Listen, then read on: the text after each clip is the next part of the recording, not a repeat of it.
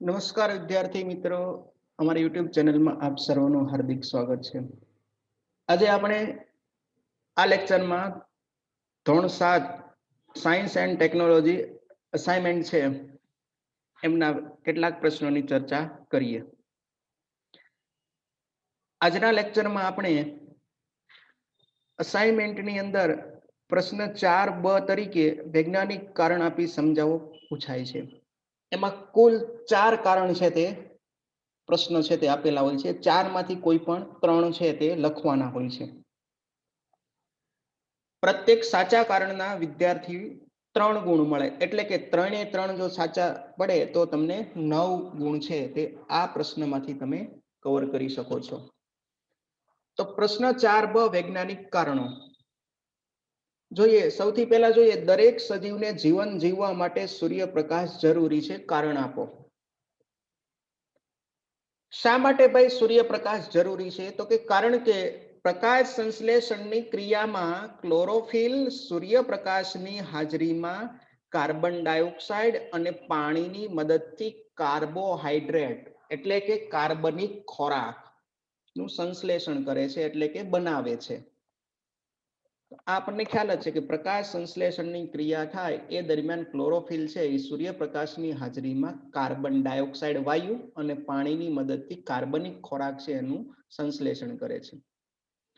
આ carbohydrate વનસ્પતિમાં starch સ્વરૂપે સંગ્રહ પામે છે અને વનસ્પતિઓનો ખોરાક બને છે.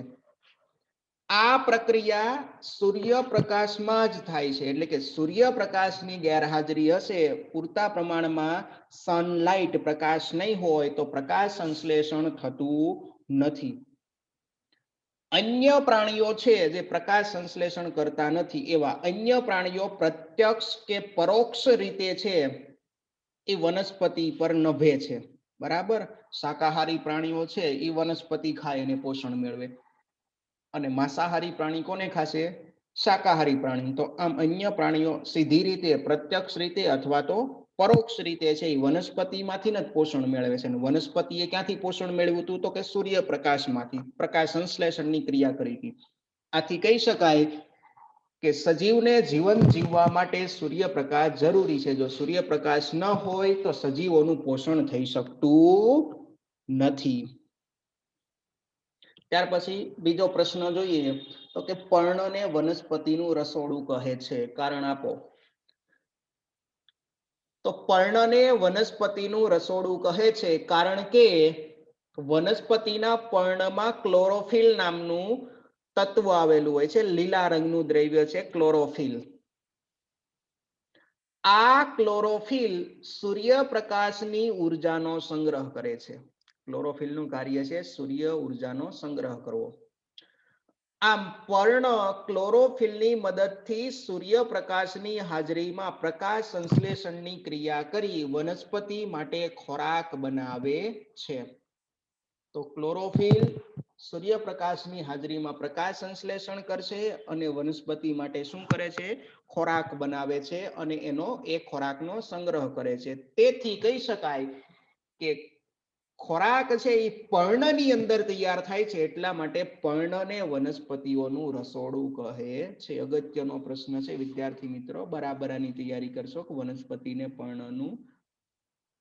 પર્ણને વનસ્પતિનું રસોડું કહેવામાં આવે છે, કેમ કે ખોરાક જ્યાં બને એ સ્થાન એટલે રસોડું. ત્યાર પછી ખોરાકને ખૂબ ચાવીને ખાવો જોઈએ. વિદ્યાર્થી મિત્રો, પ્રશ્ન છે ખોરાકને ખૂબ ચાવીને ખાવો જોઈએ. કારણ કે ખોરાકને ખૂબ ચાવવાથી તેનો બારીક ભૂકો થાય છે. શું થાય છે? ચાવવાથી દાંત વડે ચવાતો એટલે નાના નાના ટુકડામાં તૂટતો જાય અને બારીક એકદમ ઝીણો ભૂકો થઈ જાય. તેમાં પૂરતા પ્રમાણમાં લાળ રસ ભળે છે. મુખની અંદર ઉપરનું જે તાળવું છે ત્યાં લાળ ગ્રંથિ આવેલી હોય છે. એ લાળ રસનો સ્ત્રાવ કરે અને જેટલો વધારે ચાવવામાં આવે એટલો લાળ રસ વધુ ને વધુ ખોરાકમાં છે તે ભળે. તેથી ખોરાક છે કેવો બને છે? લાળ રસ ભળવાથી નરમ અને લીસો બને છે. કેવો બને છે? નરમ અને લીસો.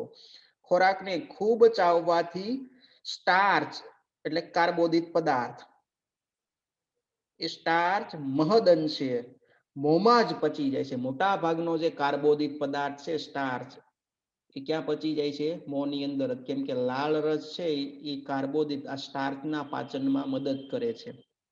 એટલે વધારે મોંમાં રહે એટલે વધુ ચવાય તો વધુ લાળ રસ ભળે, જેટલો વધુ લાળ રસ ભળે એટલો વધુ સ્ટાર્ચનું પાચન થઈ જાય. ખોરાકના બીજા ઘટકો પણ અન્ય પાચન અવયવોમાં જલ્દી પચે છે, માટે ખોરાકને ખૂબ ચાવીને ખાવો જોઈએ. ઘણા વિદ્યાર્થી મિત્રો છે એ ઝડપથી છે તે ખાતા હોય, પૂરતું ચાવે નહીં ને એમને અધકચરું ચાવીને સીધું ગળી જાય. તો એમ કરવાથી છે એ ખોરાકનું પાચન પૂરતા પ્રમાણમાં ન થાય અને શક્તિ પણ પૂરતા પ્રમાણમાં મળે નહીં. માટે ખોરાકને હંમેશા ચાવીને ખાવાનો આગ્રહ રાખવો જોઈએ. ત્યાર પછી ગ્લુકોઝમાંથી તરત જ ઉર્જા પ્રાપ્ત થાય છે, કારણ કે ગ્લુકોઝ એ શર્કરાનું સરળ સ્વરૂપ છે. ગ્લુકોઝ કોનું સરળ સ્વરૂપ છે? તો કે શર્કરાનું. તેને પાચન કરવું ખૂબ જ સરળ છે. કાર્બોહાઈડ્રેટનું સરળ સ્વરૂપમાં રૂપાંતરણ ગ્લુકોઝમાં થાય છે. જે આપણે કાર્બોદિત પદાર્થ લેતા હોય કાર્બોહાઈડ્રેટ્સ, એમનું સરળ સ્વરૂપમાં રૂપાંતર થઈને શું બને છે? ગ્લુકોઝ. તો કાર્બોહાઈડ્રેટનું સરળ સ્વરૂપ છે ગ્લુકોઝ. વળી ગ્લુકોઝ સરળતાથી લોહીમાં શોષણ પામે છે અને તરત જ ઉર્જા છે તે આપે છે. પ્રદાન કરવું એટલે આપવું. લોહીમાં તરત જ આપણે જે પણ ખાઈએ એ નાના આંતરડામાં જાય એટલે નાના આંતરડામાંથી પોષક ઘટકો શોષાય અને સીધા રુધિરમાં ભળતા હોય. હવે ગ્લુકોઝ છે એ તો પચેલો જ ભાગ છે એટલે તરત જ લોહીમાં શોષણ પામે અને ઉર્જા છે તે તરત જ મળવા લાગે. આમ જ્યારે ગ્લુકોઝ સીધું લેવામાં આવે ત્યારે તેનું પાચન થવું જરૂરી નથી, કેમ કે એ જ પાચિત ઘટક છે, એનું પાચન થવું જરૂરી નથી અને તેથી તેમાંથી તરત જ ઉર્જા છે તે પ્રાપ્ત થાય છે. એકદમ સરળ કારણ છે. ત્યાર પછીનો પાંચમું કારણ જોઈએ.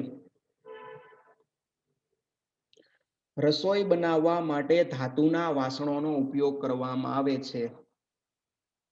આવું કેમ?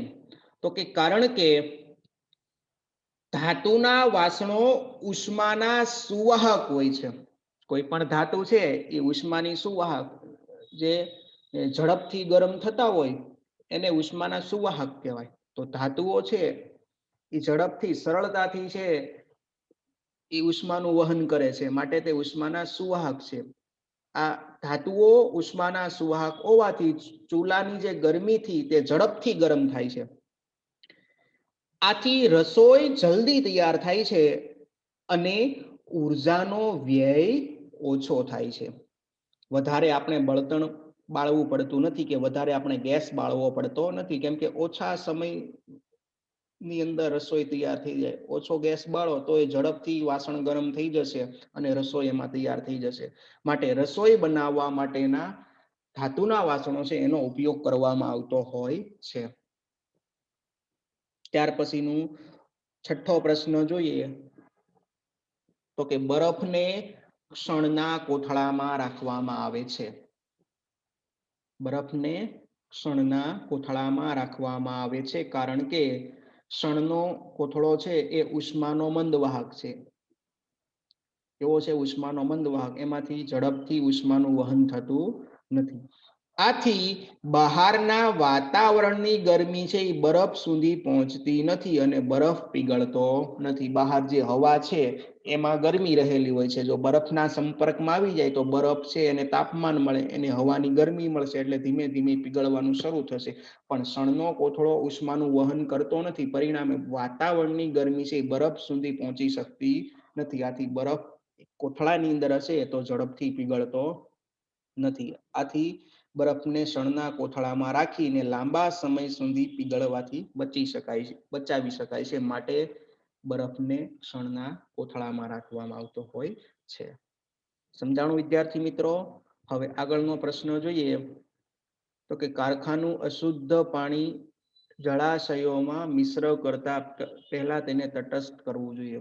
કારખાનાની અંદર અશુદ્ધ પાણી હોય કેમિકલ વાળું, એને જળાશય, નદી, તળાવ, સરોવર છે એવા જળાશયોમાં મિશ્ર કરતા પહેલા એને તટસ્થ કરવું જોઈએ. કારણ કે કારખાનાઓમાંથી નીકળતો કચરો એ એસિડિક પ્રકૃતિ ધરાવે છે. જે કારખાનામાં વધારાનો કચરો હોય એમાં એસિડિક ગુણધર્મો હોય, બરાબર. અને એ એસિડિક પ્રકૃતિ વાળું એટલે કે એસિડિક ગુણધર્મ વાળું પાણી છે, એસિડિક પાણી, એને જો સીધું જ પાણીમાં નદી, સરોવર, તળાવ હોય, જળાશય, એના પાણીમાં વહેડાવવામાં આવે તો તેમાંનો એસિડ છે એ માછલી તથા પાણીની અંદર રહેતા બીજા જીવોનો નાશ કરે છે. સમજ પડી ને? કારખાનાનું એસિડ વાળું અશુદ્ધ પાણી છે એ જળાશયમાં જશે તો એ માછલી અને અન્ય સજીવોનો નાશ કરે છે, એને મારી નાખે છે. આથી આવા કારખાનાનું અશુદ્ધ પાણી છે તેમાં બેઝિક પદાર્થો ઉમેરી અને તેનું તટસ્થીકરણ કરવું જરૂરી બને છે. એસિડની અંદર બેઝિક પદાર્થો નાખો એટલે બંને એના મૂળ ગુણધર્મો ગુમાવી નાખે અને પછી એ પાણી એસિડિક રહેશે નહીં. અને એને પછી જળાશયમાં ભેળવવામાં આવે તો કોઈ પણ પ્રકારનું નુકસાન થતું નથી. આથી કારખાનાનું અશુદ્ધ પાણી સીધું જળાશયમાં મિશ્ર કરવું જોઈએ નહીં, પણ એના પહેલા શું કરવું પડે? તટસ્થ કરવું પડે. કેવી રીતે? તો કે બેઝિક પદાર્થ ઉમેરીને. ત્યાર પછી નેક્સ્ટ પ્રશ્ન જોઈએ તો કીડીના ડંખની સારવાર માટે ત્વચા પર ક્લેમાઇનનું દ્રાવણ લગાડવામાં આવે છે. કીડીના ડંખની સારવાર માટે ત્વચા પર ક્લેમાઇનનું દ્રાવણ લગાવવામાં આવે છે. કારણ કે આપણને કીડી ચટકો ભરે એટલે કે કરડે ત્યારે આપણા શરીરમાં ફોર્મિક એસિડ નામનું એસિડિક દ્રવ્ય દાખલ થાય છે. તો કીડીના ચટકામાં કયું એસિડ છે? Formic acid. યાદ રહેશે વિદ્યાર્થી મિત્રો? કીડીના ચટકામાં ફોર્મિક એસિડ છે. આથી કીડી કરડે ત્યારે આપણા શરીરમાં ફોર્મિક એસિડ દાખલ થાય છે, જે બળતરા કરે છે, દુખાવો કરે છે. ક્લેમાઇનનું દ્રાવણ એ ઝિંક કાર્બોનેટ ધરાવે છે. યાદ રાખીશું, શબ્દ થોડો અઘરો છે પણ યાદ રાખવાનો પ્રયત્ન કરશું કે ક્લેમાઇનના દ્રાવણમાં શું છે? ઝિંક કાર્બોનેટ છે, જે બેઝિક પ્રકૃતિ ધરાવે છે. તો ક્લેમાઇન છે એ પોતે બેઝ છે.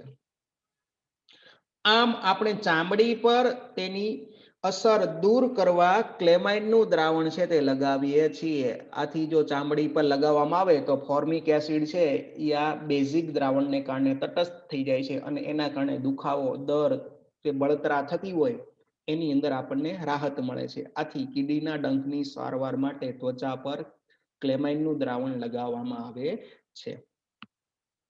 તો આજનો લેક્ચર અહીં પૂરો થાય છે. Thank you for watching.